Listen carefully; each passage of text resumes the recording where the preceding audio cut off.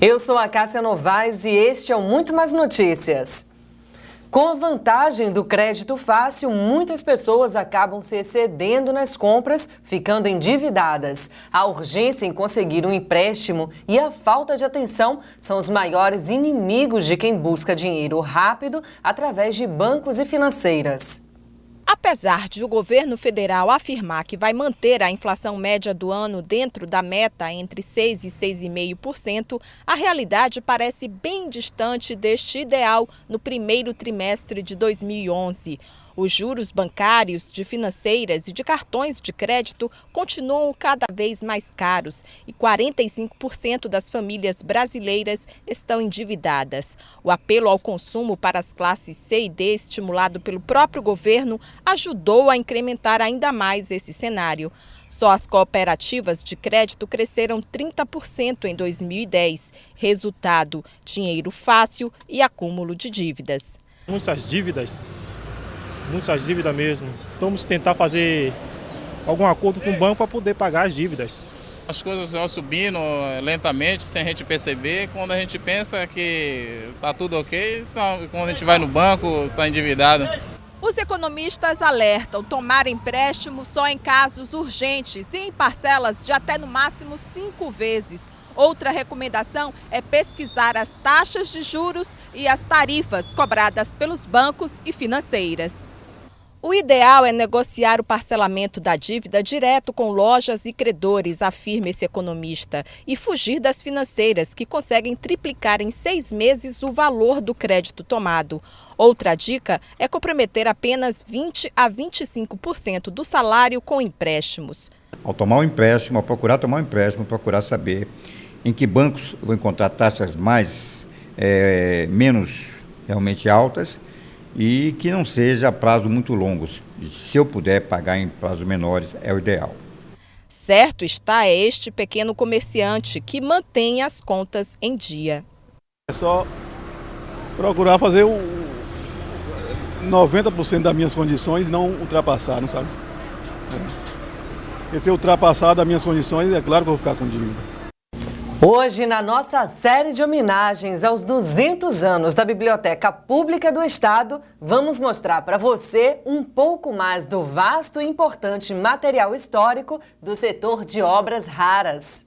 Voltamos a falar da Biblioteca Pública dos Barris, que esta semana vai comemorar na próxima sexta-feira 200 anos de existência. São 200 anos, 2 séculos de muita história. E olha só, a gente já desde o começo da semana está falando, retratando os acontecimentos, os setores mais importantes aqui da Biblioteca Pública dos Barris. E eu estou em um que eu acredito que seja o mais importante, o setor de obras raras. É aqui que você vai encontrar livros como esse daqui, escrito todo em papel, aliás, todo em seda, hein? Todo em seda pura. E aqui também que você vai encontrar um livro aqui como esse de 1580. É isso mesmo, Célia? Célia que é subgerente aqui do setor. É sim. A gente tem aqui uma coleção, o livro mais antigo nosso é de 1581.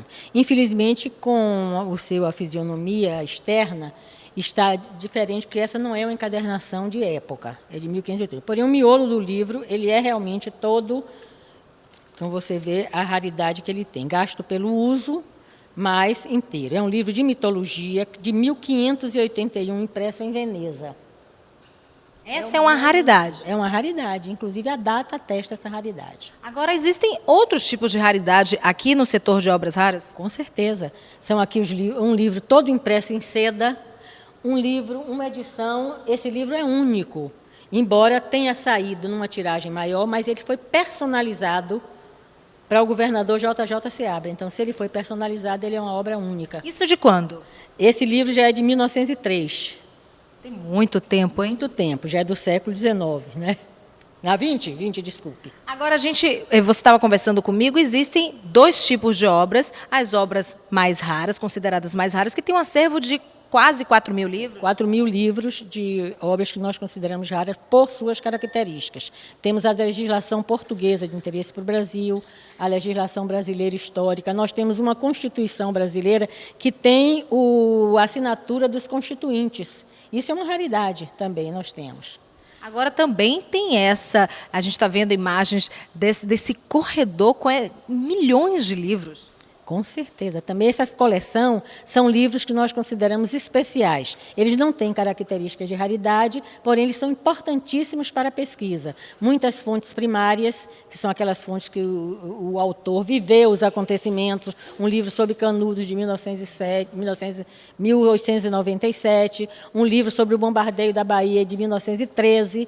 E então são livros que os autores viveram a emoção do acontecimento. Prefeitura inicia reforma do Memorial das Baianas na Praça da Cruz Caída. As intervenções necessárias para garantir a infraestrutura do prédio terminam ainda esta semana. No próximo bloco, mais notícias para você.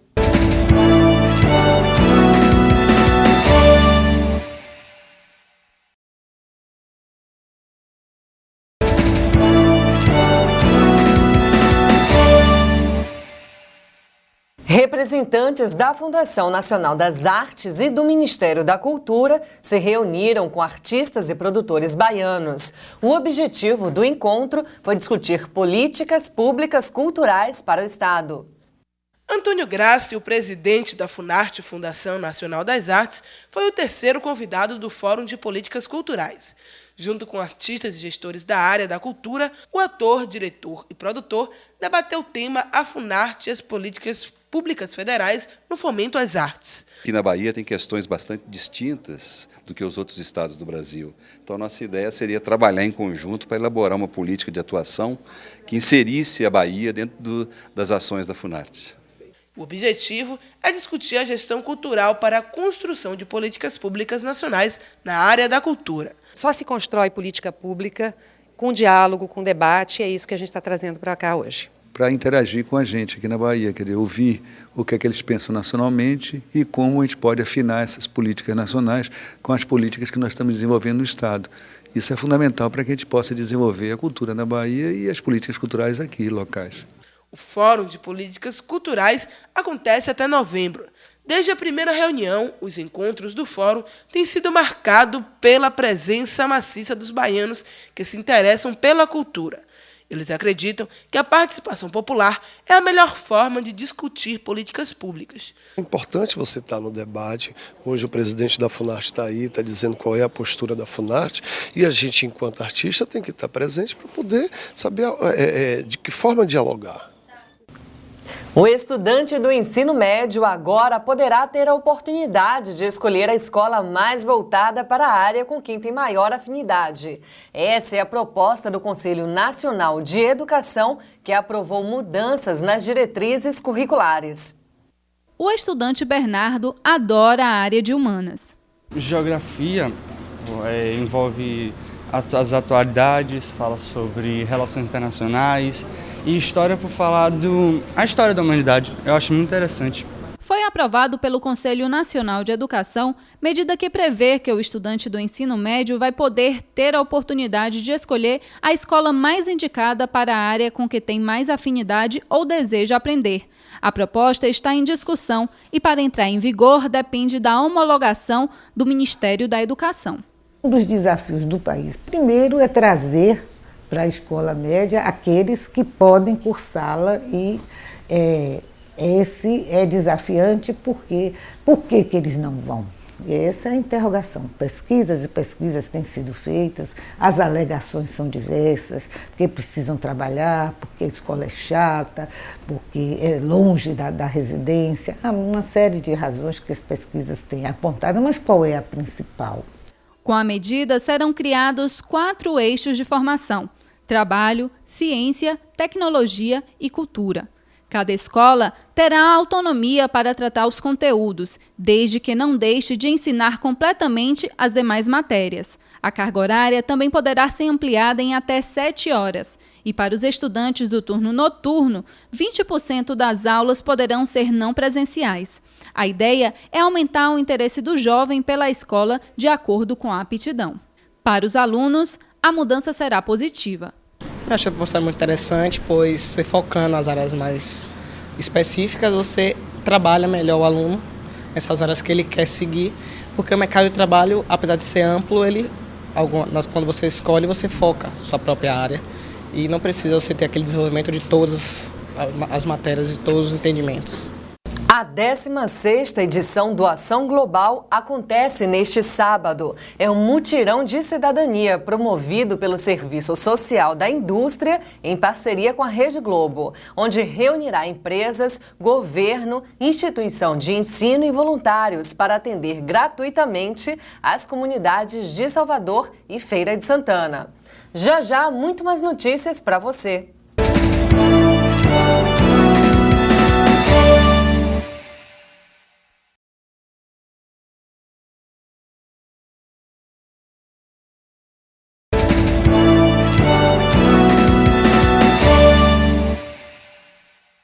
Alunos da rede pública aprendem lições de patriotismo em projeto da Polícia Militar.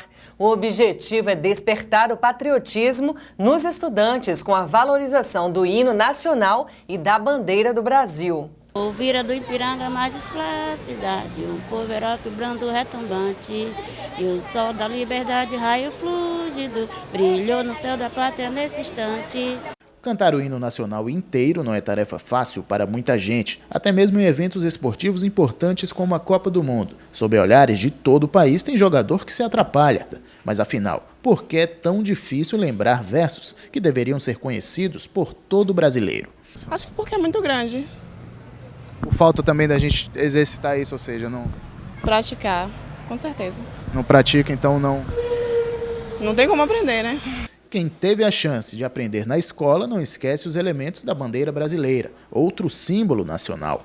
O verde significa as matas, o amarelo as riquezas, as estrelas são os estados que temos no Brasil.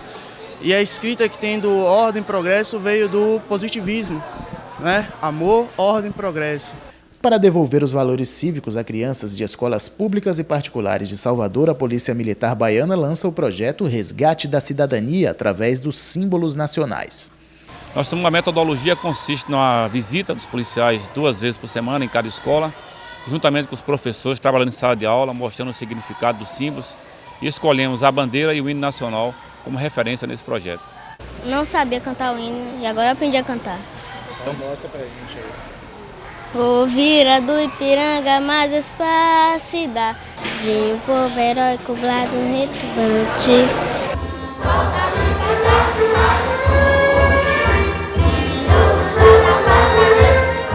Na última quarta-feira, completou 30 anos de morte do ícone do reggae Bob Marley. O cantor e compositor jamaicano, em 36 anos de vida, conseguiu deixar um legado musical para diversas gerações e uma mensagem de paz e amor ao próximo. Salvador lembrou a data com o Dia Municipal do Reggae.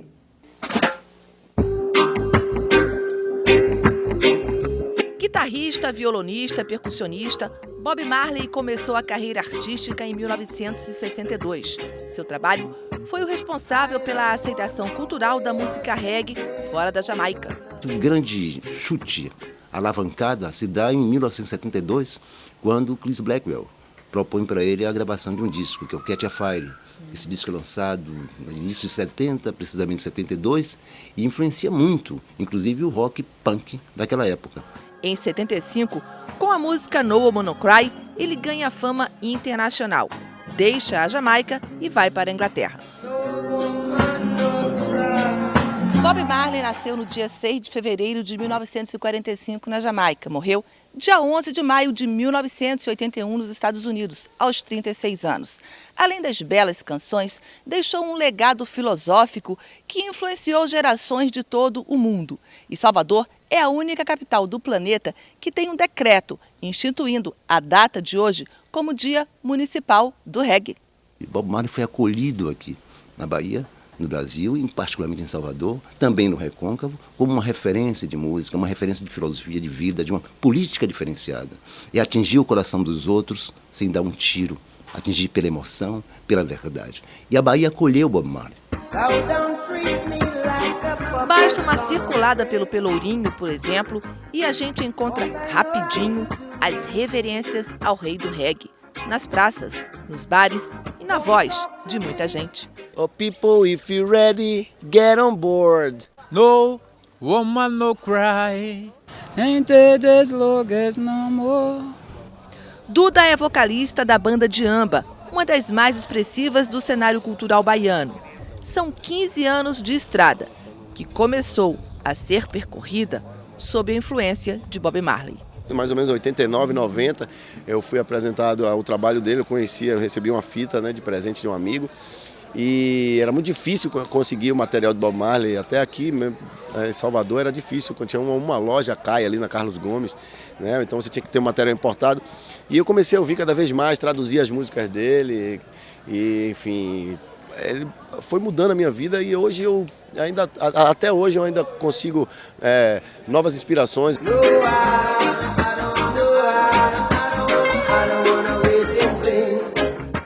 IBM traz voluntários estrangeiros para atuar em ONGs de Salvador. Tropa Corporativa para Ações Sociais é o nome do projeto, que faz parte de um programa mundial da IBM. O objetivo é auxiliar no desenvolvimento socioeconômico de países emergentes e capacitar líderes globais. O Muito Mais Notícias vai ficando por aqui. Até já!